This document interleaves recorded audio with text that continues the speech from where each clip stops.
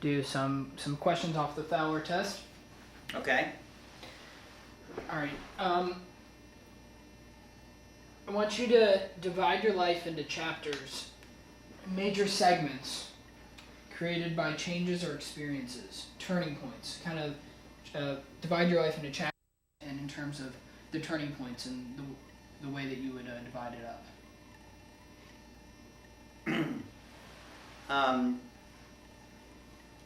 I think the first chapter of my life would be until I left high school.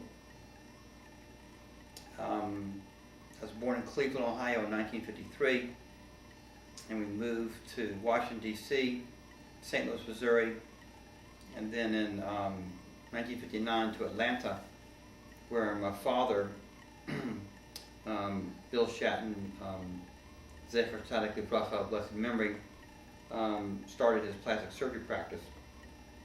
I went to Lovett School from either nursery school or kindergarten until 12th grade. I skipped second grade. And I was, growing up, I was basically what you would call a nerd. I had a lot of friends, but I was, but doing well in school was what was emphasized most to me in life. And I did well in school. I had an A+ average. I was valedictorian, and I got into Princeton University. I mainly had guy friends in high school. I had a few girls that I liked once in a while, but mainly guy friends. I didn't date much in high school.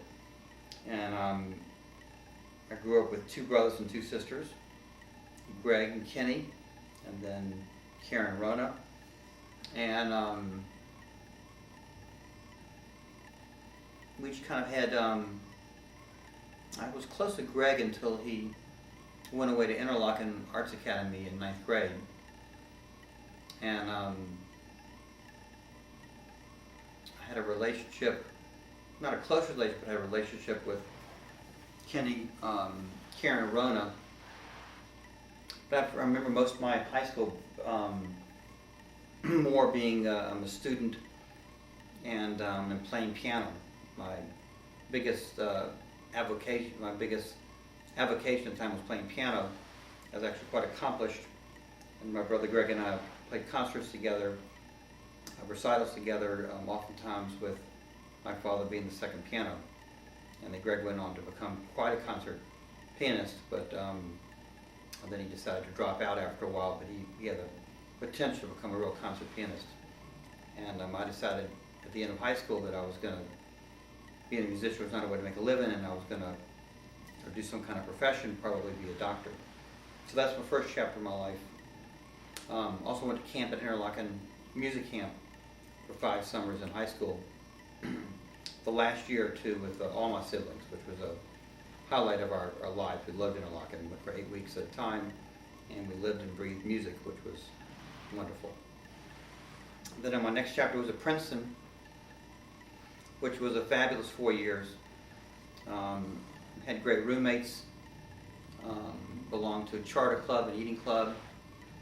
I was acting the Daily Princetonian from the beginning of my freshman year, and actually was a business manager from the middle of my junior year to the middle of my senior year. And that was really a full-time job while I was going to school. And that was a real highlight, running the school newspaper. And then I wrote my thesis on the election of 1876 between Rutherford B. Hayes and Samuel Tilden, and thought I did a pretty good job on it. And I majored in history, but at the same time I was pre-med because I knew I thought I wanted to go to medical school before I went to Princeton, and then I decided I wanted to go to medical school when I was at Princeton. So my second chapter of my life was Princeton University, which really made a huge difference in me. The third chapter would be medical school at New York University School of Medicine, NYU, and that was from 74 to 78 when I was in New York City. Had a great bunch of friends there. Settled down. My first semester I wasn't really a student. I partied, learned how to party in New York City. That's when I really first learned about the party life. And then settled down after my first semester, and I really learned how to be a doctor. I expanded my mind greatly in medicine, and was influenced very much by Dr. Gerald Weissman, and that's how I decided to become a rheumatologist. So my third chapter in life was in medical school and growing and living in New York City. So I developed both socially and academically there. And then my fourth chapter was when I was an intern and resident at Grady Memorial Hospital and University Hospital, and also VA Hospital in Atlanta, from 1978 to 1981. And at Grady, I really learned how to become a doctor. I saw complicated patients, learned how to take care of acutely ill patients, and learned to really appreciate sick patients, and then learn that if you do the right thing, you can make a huge difference in their life, which has been a model that I've used all my life. And then in 1980, I met my future wife, Janet. We met on June 7th on a blind date. June 7th, 1980, we were engaged. Exactly 8 weeks later, and we married exactly 6 months later on December 7th, which is a beautiful wedding. I'm going to interrupt real quick. All the stuff that you're covering, I want to cover in greater detail, but not right now. I thought I was giving you a lot of detail. No. We're gonna get to a time where you just said I met Mom and married her. Mm-hmm. We're gonna get to a time where I'm gonna really explore that, where I'm gonna do more interview. From here, can we do just kind of blanket periods? We'll get to that. Okay. Do you mind? Mm-hmm. Okay. And that was during my third year of residency. Then we moved to Boston for 2 years of immunology research, and I was in an immunology pathology lab, and then 2 years of clinical fellowship. My immunology research was done at Harvard Medical School, and then I did my rheumatology fellowship at Brigham Women's Hospital and Beth Israel Hospital from 83 to 85. During that time, our first two children were born, Jeff and Alan. Jeff in 81 and Alan in 83. We moved back to Atlanta. Todd was born shortly thereafter in 1985. And for the first 3 years, I was the director of rheumatology at Grady Memorial Hospital from 85 to 88.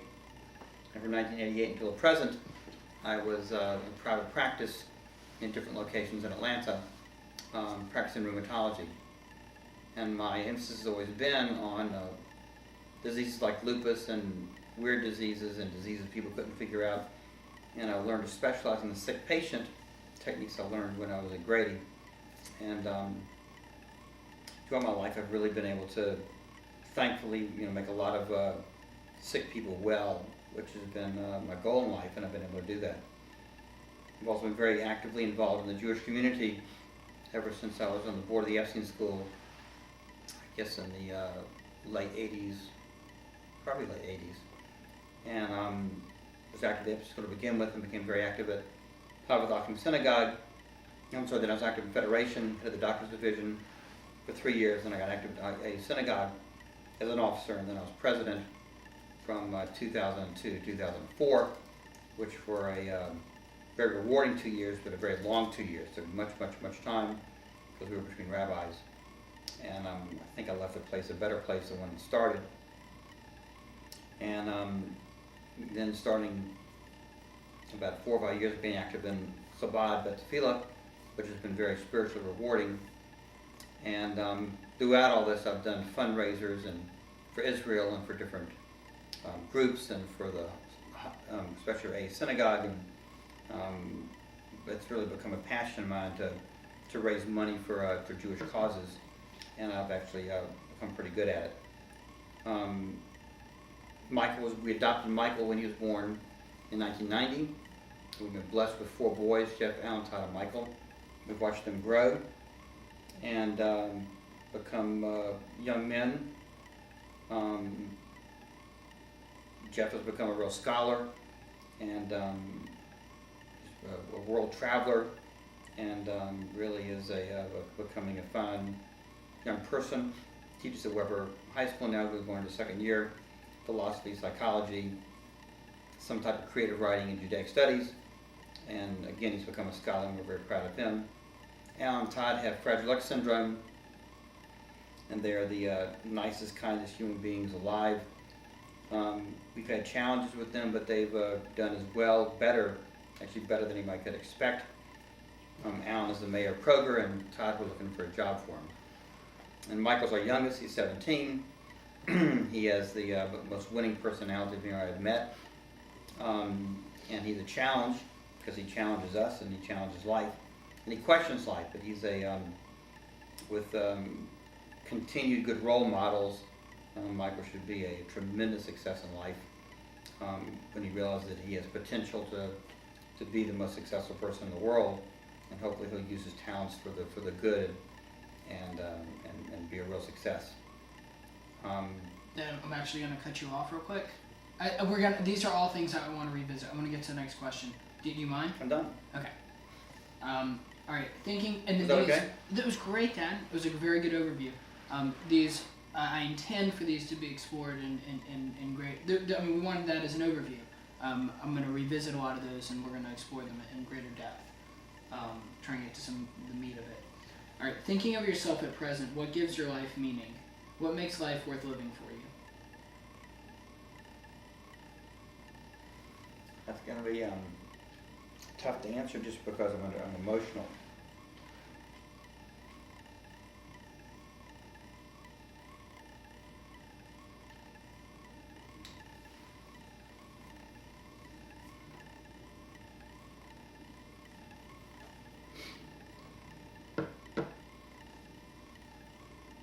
Except for, no, actually my practice was going well in 2005. Before 2005, the insurance companies made it very difficult to practice medicine. But 2005, I had my best financial year ever. I've always had great patients and great patient care. That's never been a problem. So I guess in December of 2005, except for the challenge of raising Michael, our life was perfect.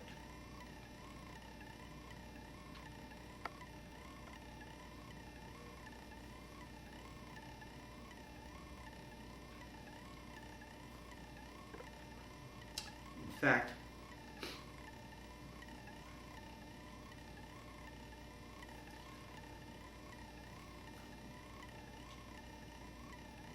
on December 6, 2005, the night before our anniversary,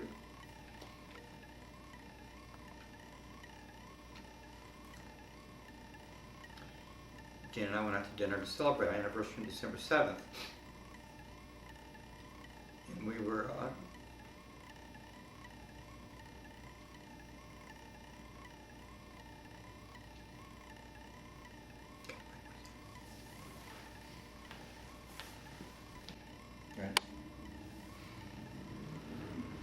on December 6, 2007, the night before our 25th anniversary,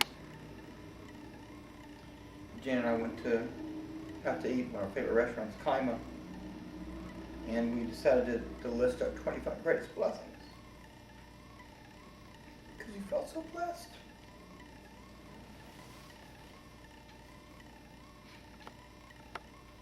And we went way over 25 because we had such a blessed life.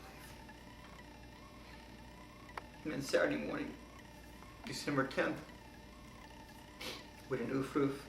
I mean, not an Ufruf, we had an Aliyah, a Torah Aliyah, at a synagogue. I think it's the first time I ever did a Aliyah with Janet at the Torah. And then we got blessed by Rabbi Sandler, and we were serenaded by the synagogue. And it was a perfect 25th wedding anniversary.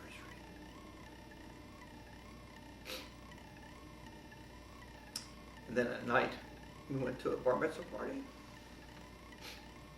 And with all the blessings that we received that day.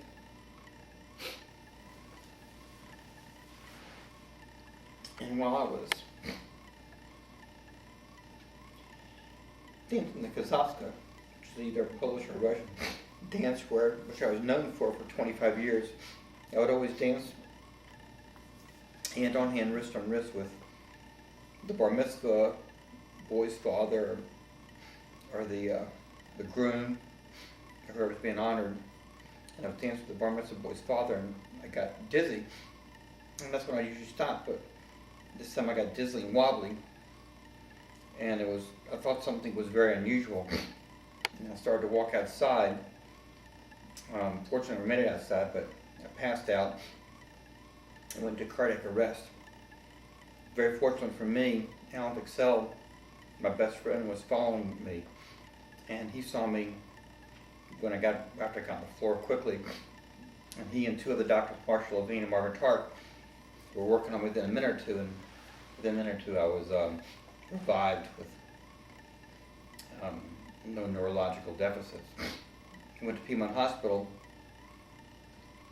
They thought I had a pulmonary embolus, but it then became clear that some kind of mass on my pulmonary artery, which subsequently turned out to be one of the most rare cancers in the world, a pulmonary artery sarcoma, that was resected in its entirety by two fabulous surgeons, Dr. James Cowton and Dr. Bill Mayfield, on December 16th. I recovered and got consultation around the country and had a very high dose, very debilitating 4 rounds of chemotherapy from January to the beginning of May. And then spent 7 weeks in a row in the summer, June and July of 2006, getting daily proton beam radiation therapy at Harvard, Mass General Hospital.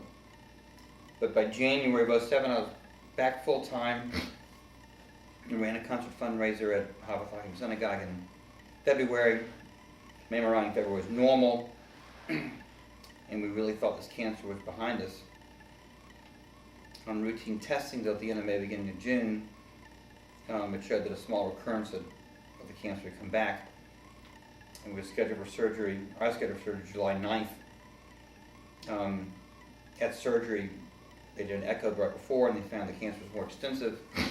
They did extensive surgery, got all the gross cancer out, and but we know the microscopic cells left behind. The next day, July 10th, had another cardiac arrest because of my heart being irritable from scooping up the cancer. And I survived that, and I'm gradually getting stronger every day. And now I'm looking for a heart transplant. And we're hopeful that the Texas Heart Institute in Houston will do a heart transplant, probably a few things before we get the heart transplant. And it's going to take a long time moving out to Houston to get this with no guarantee of success, so I think it will be successful. But the reason I'm doing this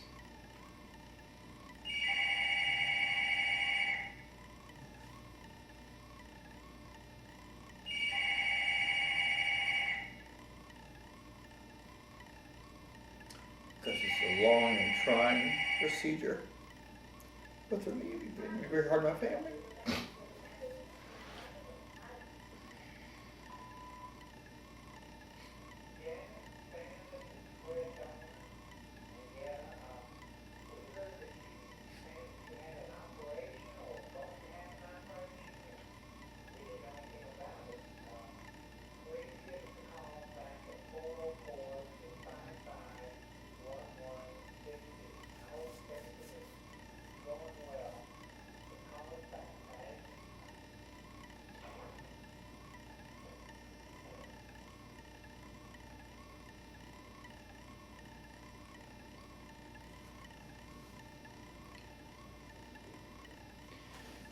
But the reason I'm going through this is I'm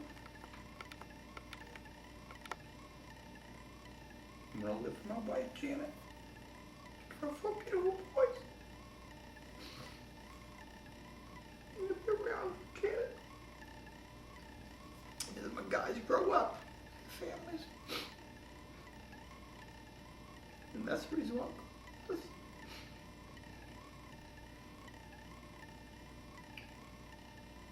The most important thing in life to me right now. That is my life.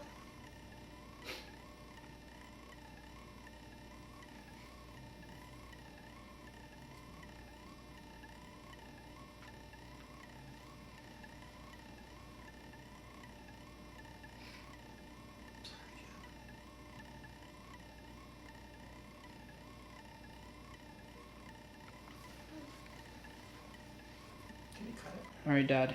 At present, what relationships in your life are most important to you and why? have three types of relationships. One is with my beautiful wife, Janet, who I'm married to for 26 years. Two of my relationship with my four boys, Jeff, Valentine, and Michael, and three of my relationship with my friends. And those are the important relationships in my life. My wife, Janice, truly is my beshert. We were meant to be married together, to be together. She and I have similar values. We have different interests in life. Tell me, what values do you all share in common? Importance of family, both immediate and extended.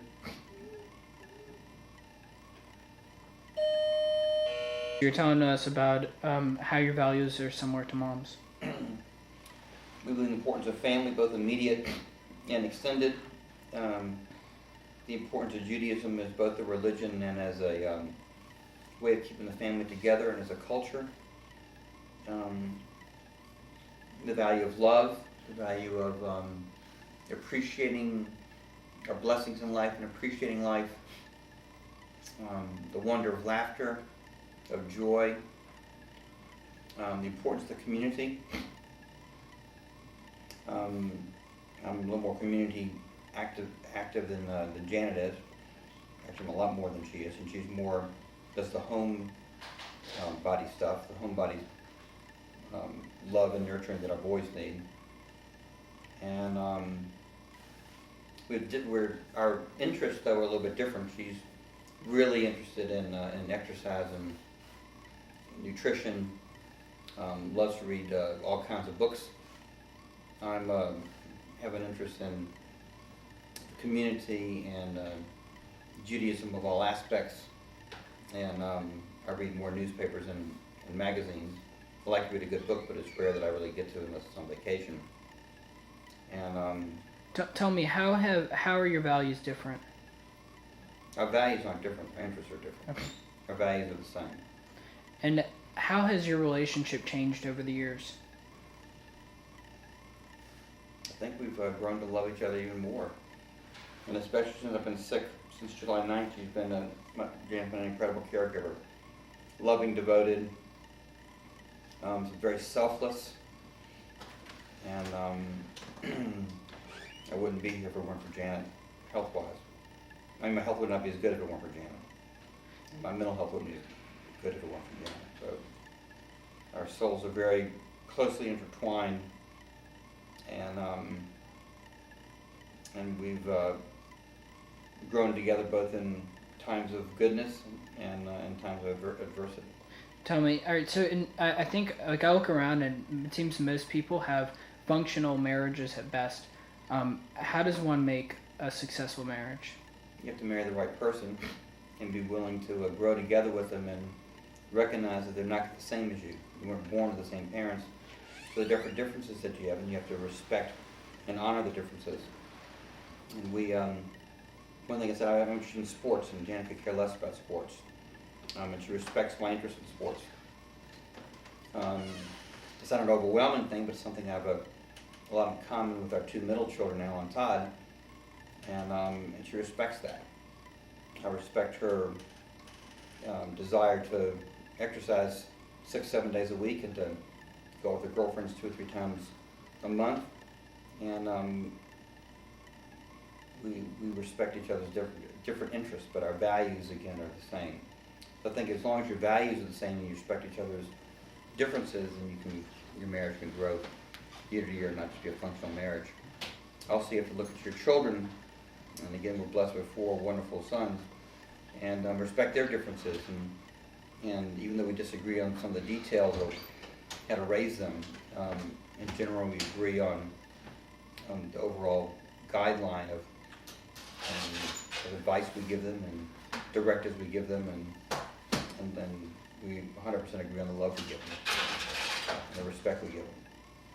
So I think if you have shared values and an openness to respect differences, then you can have a wonderful marriage that grows through the years and doesn't become functional. What's one of your fondest memories of Mom?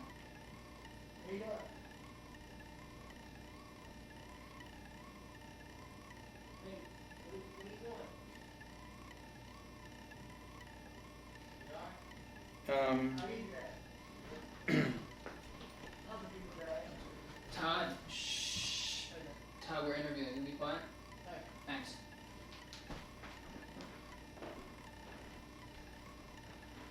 I think beach walks in Palm Beach, Florida, where my family's had a home since 1965.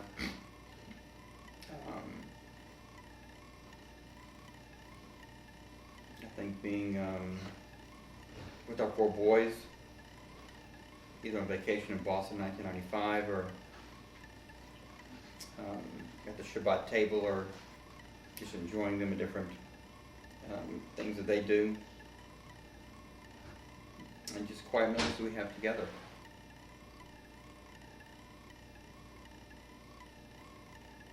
We're done right now. Okay. Finishing her TV movies and TV shows, mainly TV movies, because she always falls asleep when we watch. And generally movies, often movies, not usually in a movie theater, but almost always when we watch movies together, I have to finish her movies. And it's always comical. She starts the movies, and then I walk in on them and I end up watching them for her. So those are always comical, wonderful memories. Tell me, in what ways do you? It seems that y'all are very compatible, because there are some areas where you're lacking and she fills in, and she's lacking and you fill in. Well, she's the most creative person I know, in all respects, and I'm one of the most detailed persons she knows in all respects.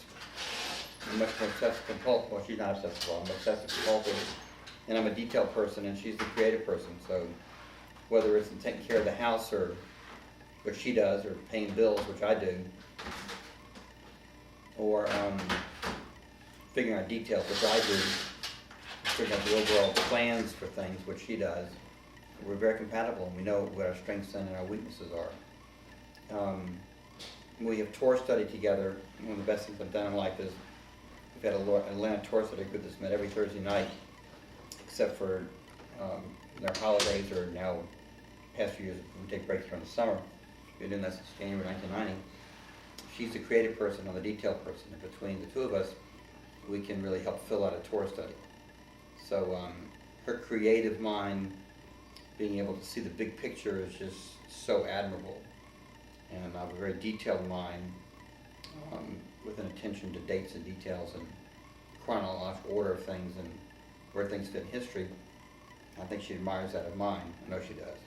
Just as I admire her creative abstract thinking, which she's just the best at. Besides for your illness, what has been the hardest thing to overcome with Mom? The illness. Because I'm gonna get to the illness, but is there another one that you can? How is it? I'll ask it pointedly. We've had 2 other areas. One is raising 2 Fragile X children. Fragile X is the most common inheritable form of mental disability, and our 2 middle children, Alan and Todd, have that. And raising them to become fine human beings has been a huge challenge. And the other challenge is raising our 4th child, Michael, who has ADHD. I said before, she's an incredible person, but trying to steer him towards good things and good friends, and doing things that are accepted in society, as opposed to just doing whatever he wants to do. That's been a big challenge. But I would say those are our 2 biggest challenges. Probably the 3rd challenge is financial. Until the mid-1990s, money was very easy to come by through medicine, when people paid their bills and then they billed their own insurance companies. And from the middle 1990s until 2004, and it was hard to get the right practice manager, the right practice. It was hard to really make what I would like to call a decent living, more than an okay living, but having extra money to spend on vacations and to give to charity, to tzedakah. We just didn't have that. And that was always been a challenge. 2005 we started making money, and then I got my illness, and obviously we're not making any money now because of my illness. But I think financial would be the 3rd challenge. And how has her support affected your experience in going through your illness? I couldn't have done this without her. There's no way anybody without somebody like Janet could ever go through 2 cancer surgeries, horrific chemotherapy, radiation in another city, and now looking for a heart transplant, with potentially 2 surgeries for that in a different city. That's her support, both love and physical, is in time is immeasurable. There's no way, no other way I can describe it. All right, let's move on to the second tier, the next level of the people that are most important in your life. You said the next one was Our children. Yeah. It's been a pleasure to watch our kids grow from infancy to young men. Jeff is our oldest, and we've watched him mature in all respects.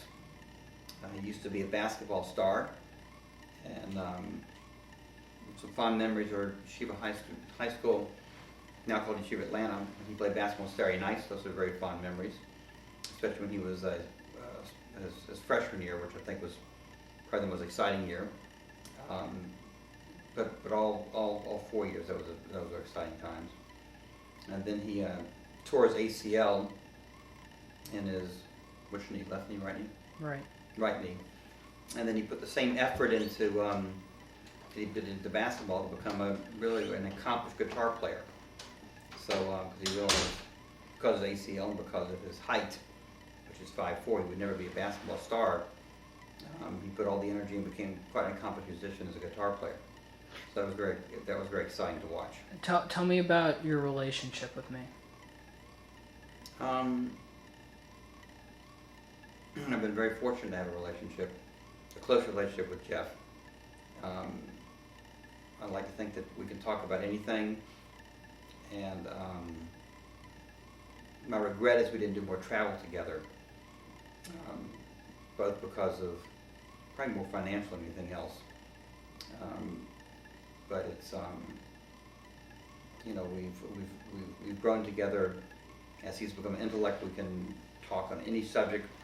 He can talk on any subject. I can listen and add to it, whether it's politics or economics or history, Israel, Judaism, beliefs, religion, and he's a wealth of information, and it's a challenge to talk with him, and it keeps my juices going, and I hope I challenge him some too.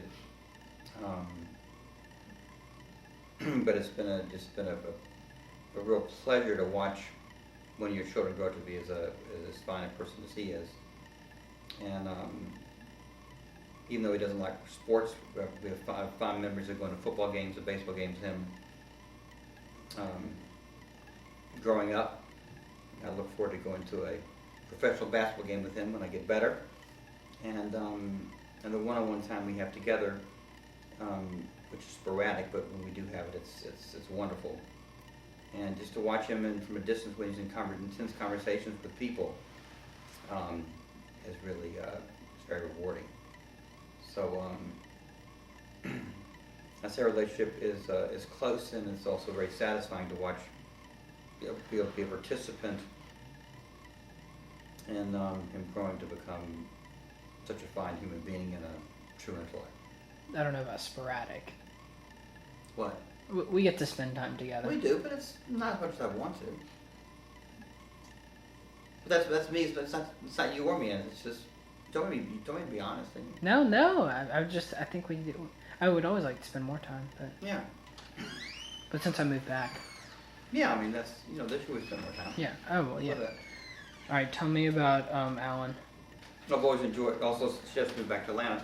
I've also enjoyed going to plays with him, and maybe in the future we go to some concerts together because he's developed a true love of classical music, which is a true love of mine. But the time I spend with Jeff, especially one-on-one, has been very rewarding.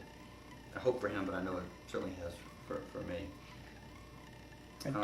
So for these, so for Alan, Todd, and Phil, I want you to go through each one, but focus more on relationship and less on, like you did with me towards the end, more relationship based, more about kind of how your relationship has evolved with them.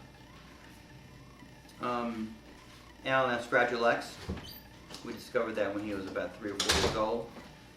And as he's grown older, he has developed this true love of sports and time and dates.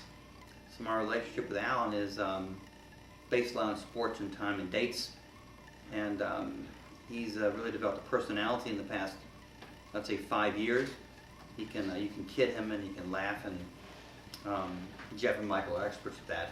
To get him to laugh, and they fall out of their seats because he's so hilarious. Thank you. Mm-hmm.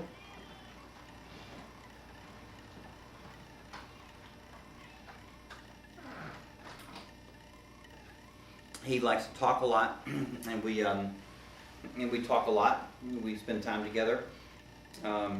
Special moments I have in religion are when I go to synagogue, quite often with Alan and Todd. They're my shul goers, and I would say my relationship with Alan has really gotten closer over the years, just through his growing up as a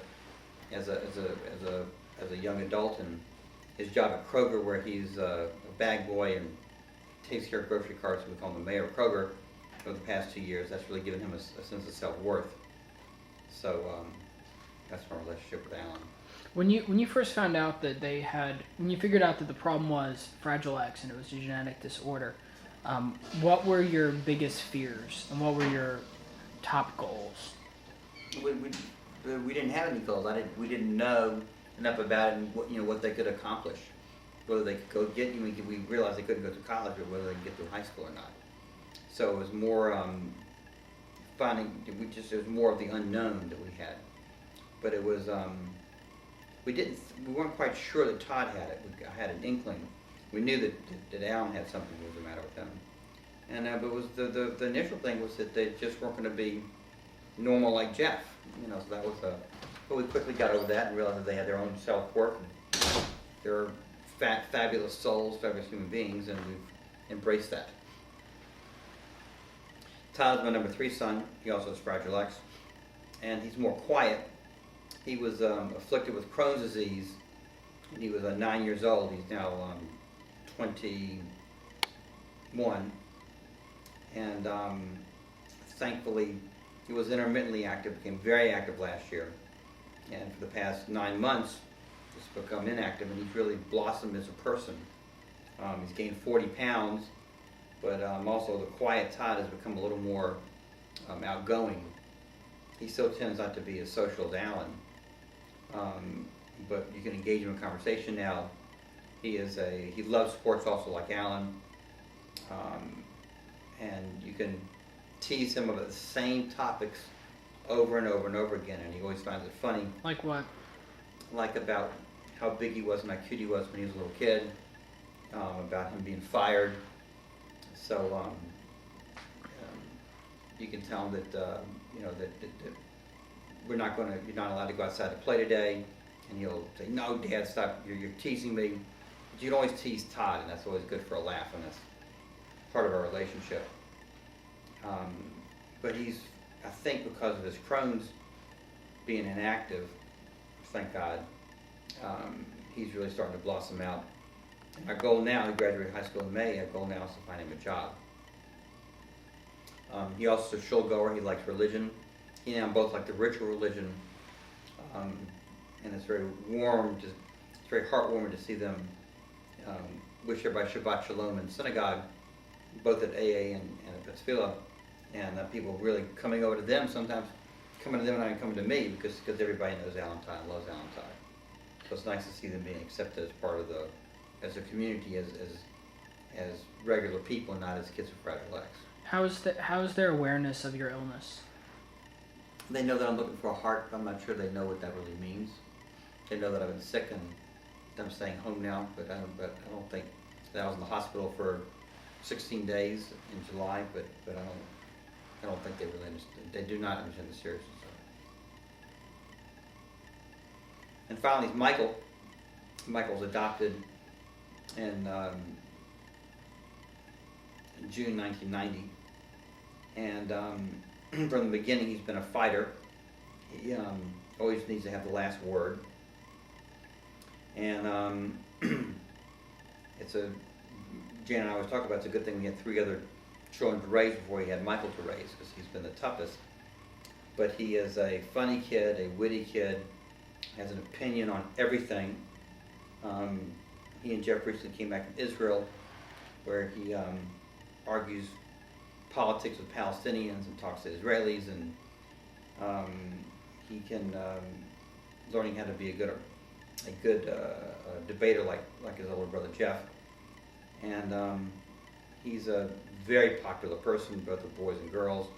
People love him, and our relationship is good now. Sometimes been strained. That's when I taught him for his bar mitzvah. That was a strained relationship. I was actually the pleasure of teaching my other 3 boys, which was not a strained relationship. Michael is a headstrong person, and when you ever try to make him do traditional things, that's tough. When you do untraditional things, then you're okay. And he has to learn how to fit a little more into society, and we have to learn how to appreciate the incredible individual that he is. But he's very witty, clever, very smart, and we just wish that he would learn that there's some things he has to conform to, and he has to become a student to graduate high school in order to at least get a chance to do well in this world. And if he puts his mind to it and keeps his good friends and discharges his bad friends, I think he has a chance to really make a difference in this world. What would be your biggest goal for Phil? To understand there's certain things in life that he has to do that he doesn't want to do. Like get to school on time, do summer reading, do homework. And if Michael doesn't want to do something, he just doesn't do it. And conforming to society is just not in his mindset. And I wish that he would learn that in order to advance in life, you can be a non-conformist, but when you're not in charge, there's certain things you have to do. And for instance, on this trip, we went to Israel, a BBR trip, the first few days complaining about a counselor who had made him do had certain rules and regulations, but then when he realized how to get around it, but you have to make enough to please the counselor happy, he was fine. And there's certain things that you just have to do when you're not in charge. And even at the age of 17, he's not realized that that's part of society. But I think once he realizes that there's certain roles he has to play in the family and at school and society, whether he likes to or not, and he'll still have room for his creativity and individualism, then I think he'll do great.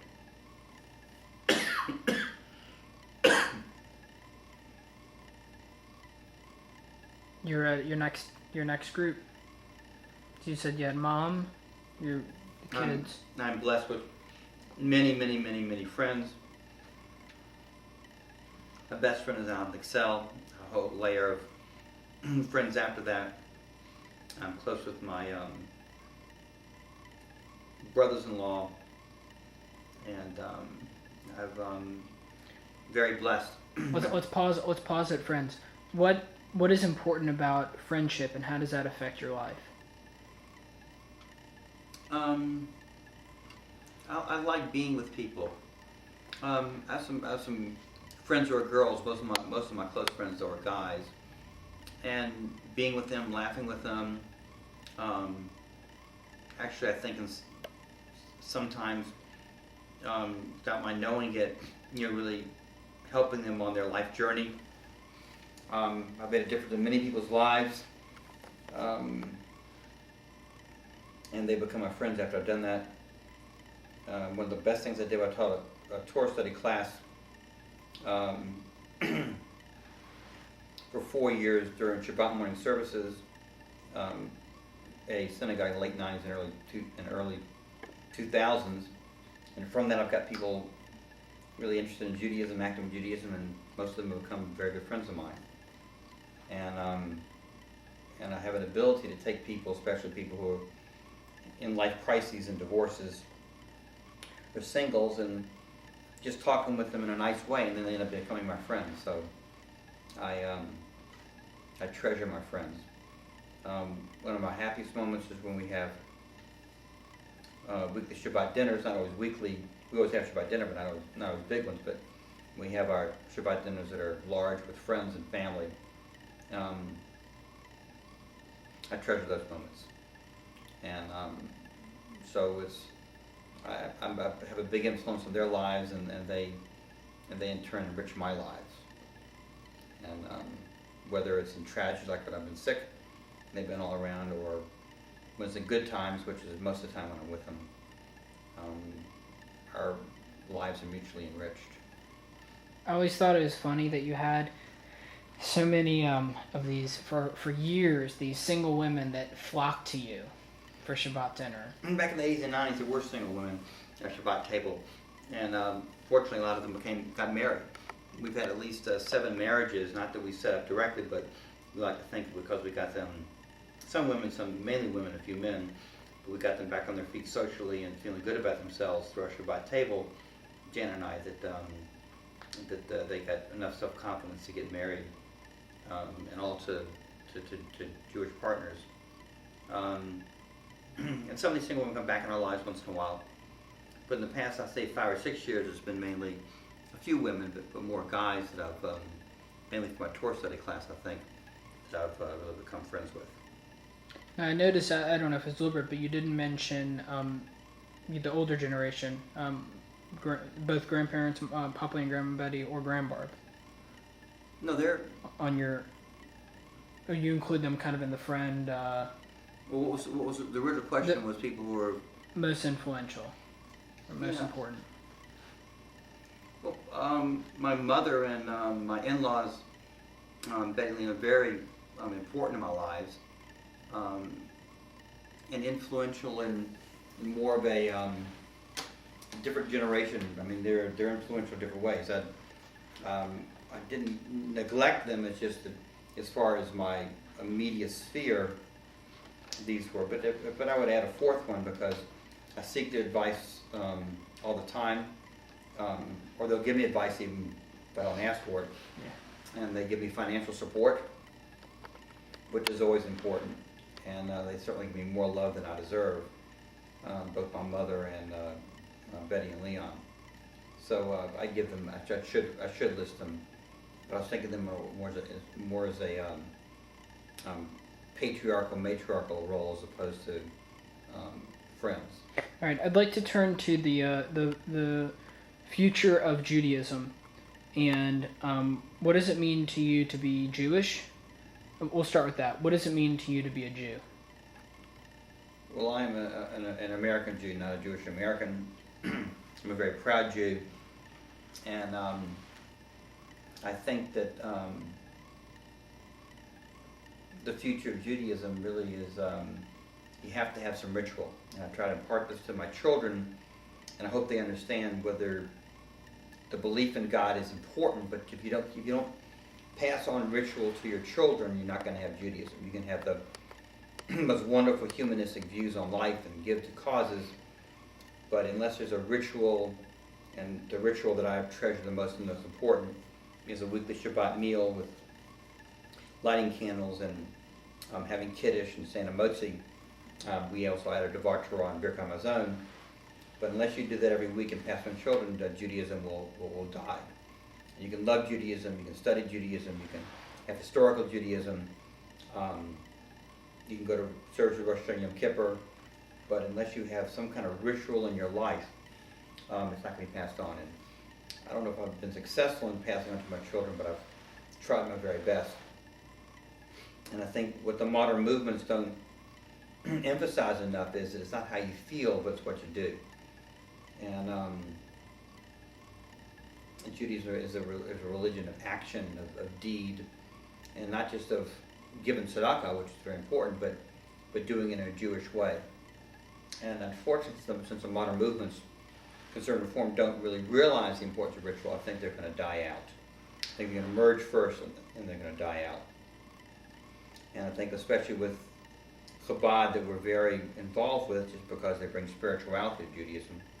You know, with modern Orthodoxy, which embraces both Jewish ritual, Jewish life, and modern intellect and modern study in secular studies, I think those are really the future of Judaism. So you think in 75 years there'll be No. There will be a very small modern movement, because certainly Jewish Theological Seminary is not graduating rabbis of the caliber they did even a decade ago, so 2 decades ago. They're graduating people who are more interested in liberal causes, which is great if you're a sociologist or social worker, but if you're a rabbi, you need to be a scholar. And actually the Reform movement does a better job of it now than the conservative, but Reform doesn't emphasize ritual. So if you don't have something to go to as a family, I think the modern movements are going to die out. What does it mean to you to be Jewish? Like, in terms of your identity, self-worth, the person that you are, what does it mean to you to be Jewish? Well, I define myself as a Jew. I've been very blessed to be born as a Jew. I became more observant, I've become more observant as I've grown older. I don't think I've been more observant in the past few years, but I've, because of my immediate family, I've not, this is neither good nor bad. I've kind of stopped at more being a traditional Jew, and but to find a way of life. I mean, I think that God created the world and God's involved in our lives, and I do it through a Jewish prism. And then I think there's a beauty to Judaism. And that's one of my favorite things is our Shabbat table, whether it's just with Janet and my 4 boys, or Janet and my 4 boys and a mother and in-laws, or a large Shabbat tables of 15 to 25 people. It's a tangible way of relating to people.